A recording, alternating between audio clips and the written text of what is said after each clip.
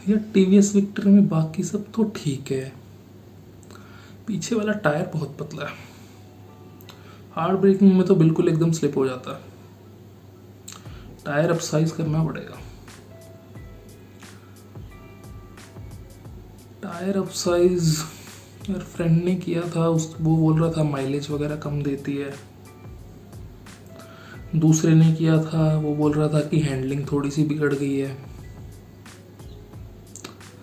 यार अपसाइज कर तो लूँ, कहीं कुछ काटा पीटी तो नहीं करनी पड़ेगी, माइलेज तो कम नहीं हो जाएगी,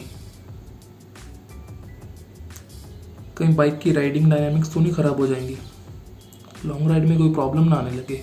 सो यही सब चीज़ें हैं ना जो पहली बार माइंड में आती हैं। कोई बात नहीं, आज हम ये सब कुछ दूर कर देंगे।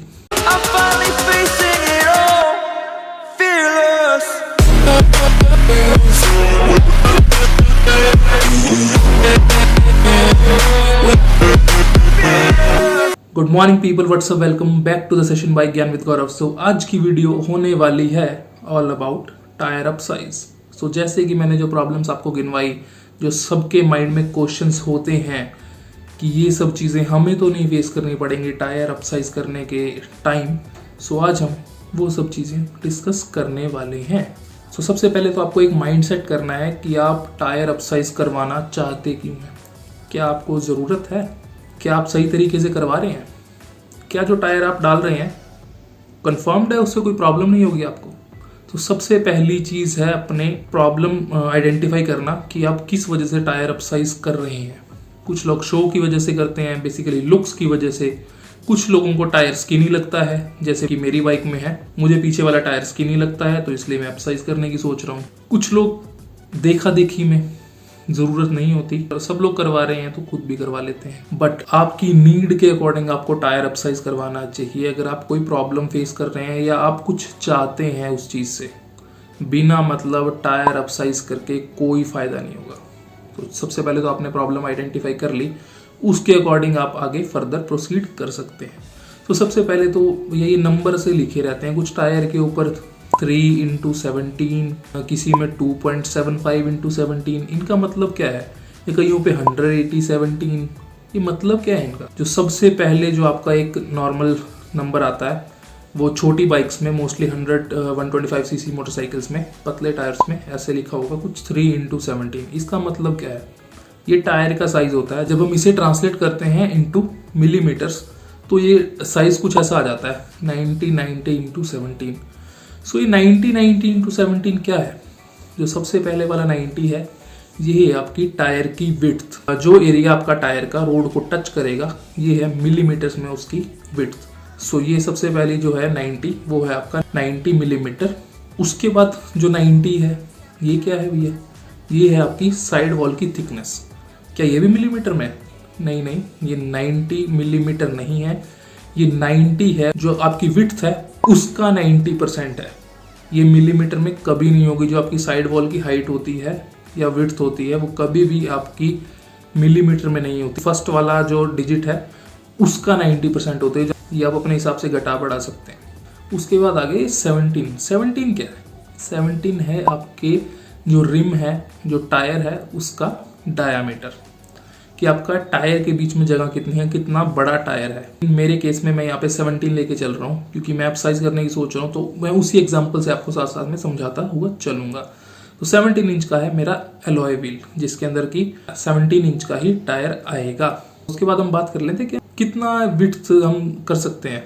मुझे ये 17 कम लगता है, तो मैं कितना इसको चौड़ा कर सकता हूँ। 1 साइज, 2 साइज, 3 साइज। 1 साइज का मतलब है कि आप 10 mm ऊपर जा रहे हैं, मतलब आप 1 सेंटीमीटर अपने जो टायर की विड्थ है आप उसको बढ़ा रहे हैं। यूजुअली आपको 1 साइज ही अप करना चाहिए, ज़्यादा अगर आप अप करोगे तो काफ़ी सारी प्रॉब्लम्स हो सकती हैं। उसमें से एक है कि आपका टायर ज़्यादा चौड़ा हो गया, आपकी बाइक में वो लग ही नहीं रहा, तो फिर वो आपकी स्विंग आर्म या जिसको हम झूला बोलते हैं वो काट के ठीक करनी पड़ेगी। उसकी वजह से राइडिंग डायनामिक्स आपके बिगड़ सकते हैं, शॉक एब्जॉर्बर में टच हो सकती है, या फिर अगर आपने ज़्यादा ही चौड़ा टायर ले लिया तो वो अंदर जाएगा भी नहीं। तो ये तो होगी विड्थ की बात कि हमें सिर्फ 1 साइज ही अप करना चाहिए। अगर आप उससे ज़्यादा करना चाहते हो, कुछ मोटरसाइकिल्स में पॉसिबल है बट मेजॉरिटी ऑफ मोटरसाइकिल्स में पॉसिबल ही नहीं होता कि आप 1 से ज़्यादा साइज अप कर लें। अब एक साइज अप करने से क्या बेनिफिट हो जाएगा भाई? 90 17 है, अगर मैं उसको 100 कर दूंगा तो 1 सेंटीमीटर का ही तो डिफरेंस आया। क्या बहुत होगा इतना? 1 सेंटीमीटर मतलब 10 mm, मतलब 5 mm on both the sides, इधर साइड भी टायर के और उधर साइड भी। विड्थ वाइज अगर आप देखें तो ज़्यादा डिफरेंस नहीं आया है, बट जो आप रोड से टच होके जो एरिया आपका बाइक का चल रहा है या टायर का चल रहा है उसमें 1 सेंटीमीटर का जो आप इंक्रीज कर रहे हैं वो काफ़ी होता है, अच्छी ग्रिप दे देगा आपको। सिर्फ 1 सेंटीमीटर का अपग्रेड भी, अगर आप एक फंक्शनल अपग्रेड देख रहे हैं तो इसके ऊपर आप कर सकते हैं, बट मैं रेकमेंड नहीं करता। फिर ये जो प्रॉब्लम्स मैंने पहले आपको गिनवाई थी वो प्रॉब्लम्स आने का पूरा खतरा रहता है। अब क्या मैंने अगर विड्थ अपग्रेड कर दी तो बाकी मेरी चीज़ें मेरी सेम रहेंगी? मतलब अगर मैं 90 17 से अपग्रेड करके क्या मैं 190 17 पे जा सकता हूँ? नहीं।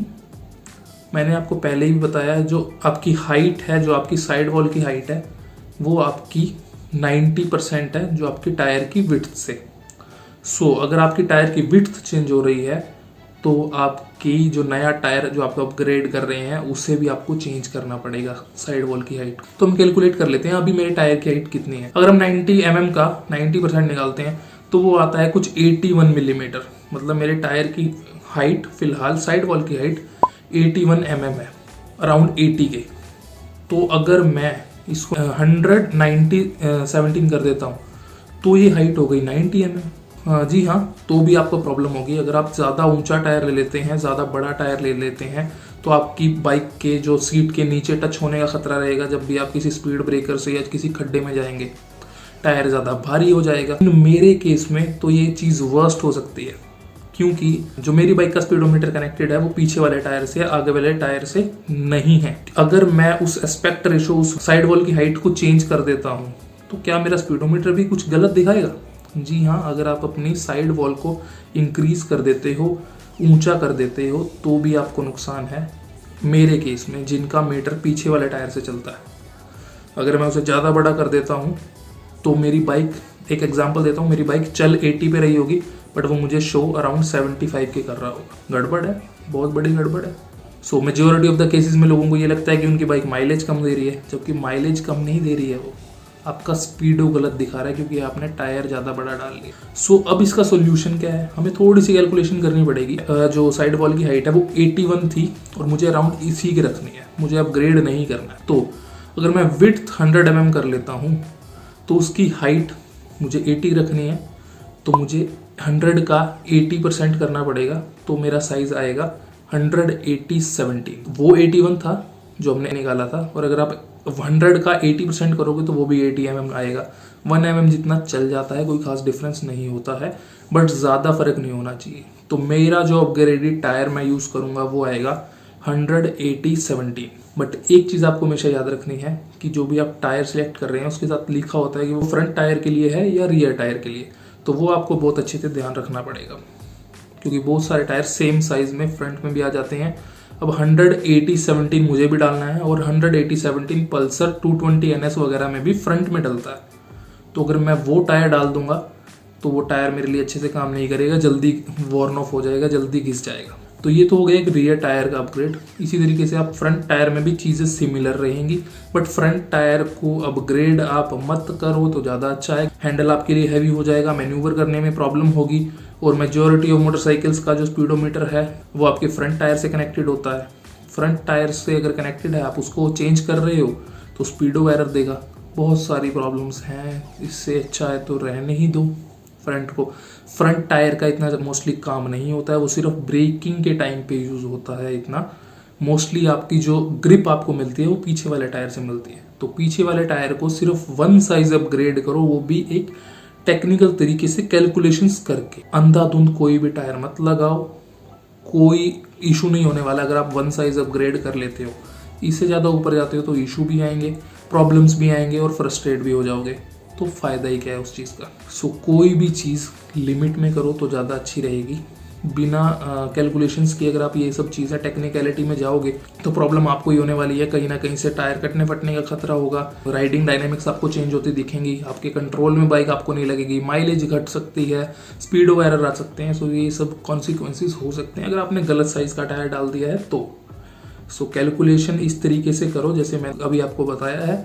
उस तरीके से करके अपग्रेड करोगे तो कभी कोई प्रॉब्लम नहीं होगी। सो आई होप आपको ये कैलकुलेशन सब अच्छे से समझ आ गई होगी। और अगर आप भी टायर अपग्रेड करना चाहते हैं तो इन कैलकुलेशंस को माइंड में रख के ही करके ही टायर अपग्रेड कीजिएगा, नहीं तो आपको कोई प्रॉब्लम फेस करनी पड़ सकती है। तो आई गेस आज के लिए बस इतना ही था। और अगर किसी भी रीजन से आपको वीडियो पसंद आई है तो आप इस वीडियो कर सकते हैं लाइक, और इसी तरह के और कंटेंट के लिए आप हमारे चैनल को कर सकते हैं सब्सक्राइब। और अगर आपकी कोई भी क्वेरी है तो आप नीचे कमेंट सेक्शन में मुझसे पूछ सकते हैं, वहाँ पे आपको रिप्लाई जरूर मिलेगा। और एक स्पेशल मेंशन, कुकिंग और मोटरसाइकिल रिलेटेड किसी भी क्वेरी के लिए आप मुझे डीएम कर सकते हैं। मेरा इंस्टाग्राम हैंडल यहीं कहीं पे फ्लैश हो रहा होगा।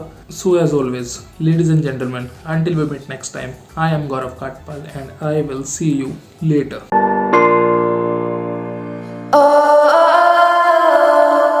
बातें उनकी होती जिनमें होती कोई बात है, मुझे आपने बनाया मेरी क्या औकात है, हाँ मेरी क्या औकात है, हाँ मेरी क्या औकात है।